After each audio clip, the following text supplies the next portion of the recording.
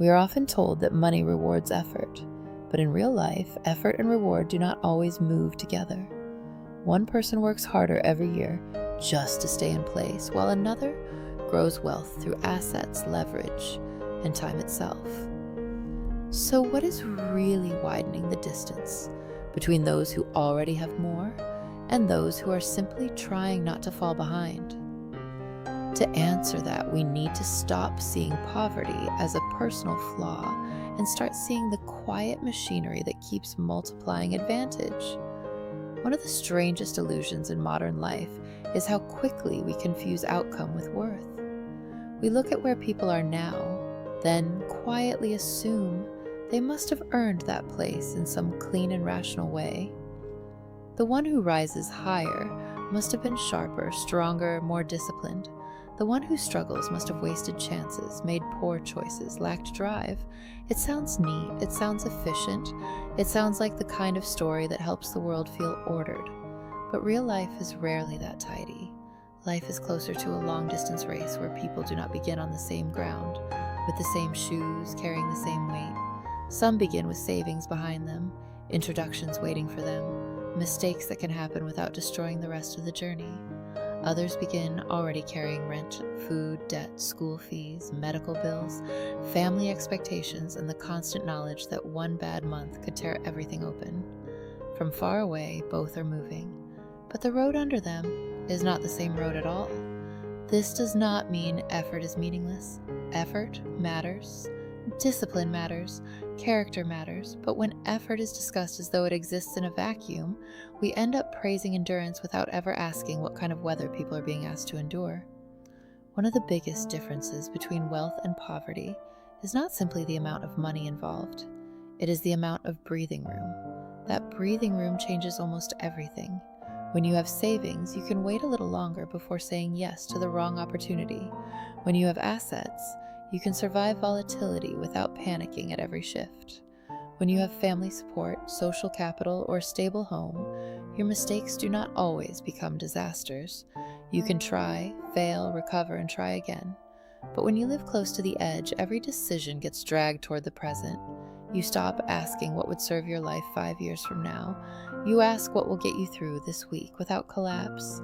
And many choices that look short-sighted from the outside are not born from a lack of intelligence. They are born from pressure, from urgency, from a life with no spare corners left in it. That is why poverty is so often misunderstood. It is not only a lack of money, it becomes a self-reinforcing condition. You earn a salary that looks acceptable on paper, then rent rises, food costs rise, transport rises, education rises, medical care rises. Your income moves in careful, modest steps, while the essential cost of existing seems to move in leaps. You work longer, budget harder, cut small pleasures, postpone rest, pick up more responsibility, yet the finish line keeps drifting further away. That feeling can be deeply humiliating. It makes people turn inward and ask whether they themselves are the problem. Maybe I'm not capable enough. Maybe I am not working hard enough. Maybe other people know something I do not. But often the truth is colder than that. The problem is not always that you are failing. Sometimes the problem is that labor grows more slowly than assets, and you are trying to chase one with the other. A wage is bound to time. There are only so many hours in a day, only so much energy in a body, only so much strain a mind can carry before it begins to split. But assets operate through another logic. Property, land, equities, ownership, data, technology, business equity. These can appreciate while the owner sleeps. That difference matters more than most people realize. One person is climbing by using muscle. Another is already standing on a moving platform.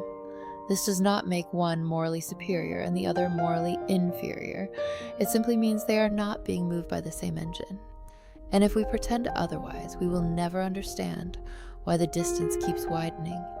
Then there is something even more cruel because it is less visible: the cost of being poor. People often imagine poverty as having fewer choices, and that is true. But it is also being forced into more expensive choices over time.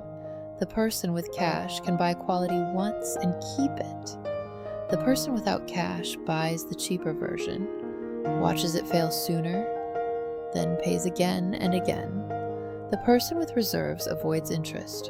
The person without reserves pays to borrow, pays to delay, pays to survive the gap between need and possibility. The person who already owns a home is not exposed to rent increases in the same way as the person trying to keep a roof overhead month by month. Poverty is not always paying less. Very often it means paying more for the same basic level of existence. And because there is so little cushion, even a small shock can spread through life like a crack through glass. An illness, a layoff, a minor accident, a family emergency, an unexpected repair. For someone with reserves, it is a disruption. For someone without them, it can become a chain reaction. Debt enters, stress rises, sleep worsens, work performance slips, shame grows, options narrow. People like to talk about risk as if everyone faces it equally, but that is not true. Wealth changes how hard life is allowed to hit you. It creates distance between a mistake and a ruin. It gives people the right to be wrong more than once. That may be one of the quiet privileges of money, not comfort, but recoverability. And then we arrive at one of the deepest injuries caused by scarcity. Scarcity does not only empty your wallet, it occupies your mind. When your thoughts are crowded with questions like how to cover rent, whether there is enough for medicine, how long your job will last, what bill can be postponed, which debt collector might call next, the mind does not remain fully available for reflection, learning, or long-term planning. You may know in theory that gaining new skills would help. You may understand that investing in yourself matters. You may even have the discipline to do it in another kind of life. But knowledge is not the same thing as usable mental space. Scarcity shrinks attention. It narrows time. It pulls every thought toward the nearest fire. That is where the psychological loop becomes painfully clear. Pressure creates anxiety. Anxiety narrows attention. Narrowed attention produces decisions designed to put out the nearest flame. Those emergency decisions often leave tomorrow more exposed than today, and a more fragile tomorrow produces even more anxiety. Soon the person is not only short of money, they are short of horizon, short of stillness, short of the inner space required to imagine another version of their life. This is why the damage of poverty is often misread. People do not always collapse because of one dramatic fall. More often, they are worn down by hundreds of small cuts, a bill that arrives too early, a toothache postponed because treatment costs too much, a training course left undone because extra hours are needed elsewhere, a restless night because the morning will demand money that does not yet exist. These moments are not cinematic, they are not loud, but they grind away at dignity, confidence, and the ability to believe that the future might hold something other than repetition. Meanwhile, the world keeps changing in ways that may deepen this divide even further. Artificial intelligence and automation are already reshaping routine office tasks, administrative work, repeatable processes, basic synthesis, and predictable forms of output. This does not mean human work disappears overnight, but it does mean that people whose livelihoods depend on easily replaceable functions will feel increasing pressure. And when a new wave of technology arrives, the gains rarely flow evenly. Those who own the infrastructure, the data, the platforms, the capital, and the adaptive advantage are often lifted first. Those who are already stretched thin are asked to adapt while still fighting yesterday's battles. That is why the old explanation that wealth is simply the reward for virtue and poverty simply the result of failure feels not only shallow but dangerous. It encourages contempt where understanding is needed. It encourages self-hatred where clarity is needed, and both responses make people easier to break. At this point, many people drift toward one of two extremes. One is bitterness, the belief that everything is rigged and nothing matters. The other is self-punishment, the belief that the answer is to harden yourself endlessly. Hustle harder, feel less, sleep less, push further, and blame yourself for every bruise. Neither extreme creates wisdom. One leads to surrender, the other leads to a more polished form of exhaustion. A healthier response begins with a fairer reading of your own life. If you are struggling, that does not automatically mean you are lazy, weak, or incapable. It may mean you are playing a far more difficult hand than people can see. To recognize structural unfairness is not to surrender responsibility. It is to stop attacking yourself with conclusions that were never fully true. And once you stop wasting energy on moral shame, some of that energy becomes available again for strategy.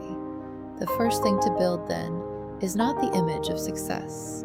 It is a shield, a financial shield, even a small one. Not a fantasy of abundance, just enough reserve to turn a collapse into a disturbance, enough to make one's shock survivable, enough to create a little time between the problem and your panic. That may mean a modest emergency fund. It may mean being more suspicious of debt used for appearance, status, or emotional relief. It may mean resisting the pressure to spend in order to look stable, successful, or worthy. None of this is glamorous. None of it sells the fantasy of a transformed life by next season. But in an unstable world, durability is a quiet kind of power. The second shield is competence. Not every skill pays equally in every market, but some abilities remain valuable across changing conditions. Clear communication, strong writing, sales, problem solving, analytical thinking, reliability, adaptability, the ability to learn new systems without collapsing into resistance.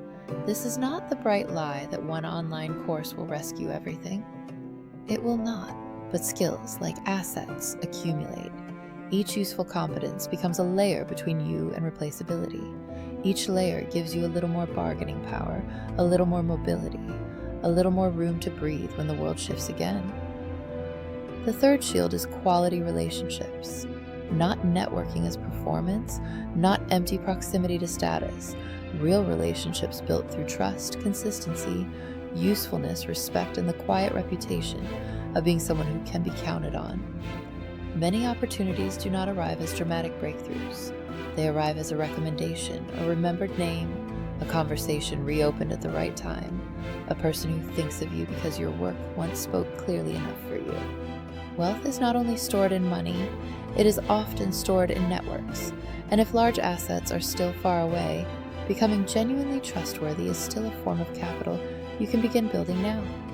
There is one more thing worth protecting: your dignity. Do not let self-protection become another theater for self-punishment. You do not need to become flawless before you deserve a more stable life. You do not need to optimize yourself into numbness.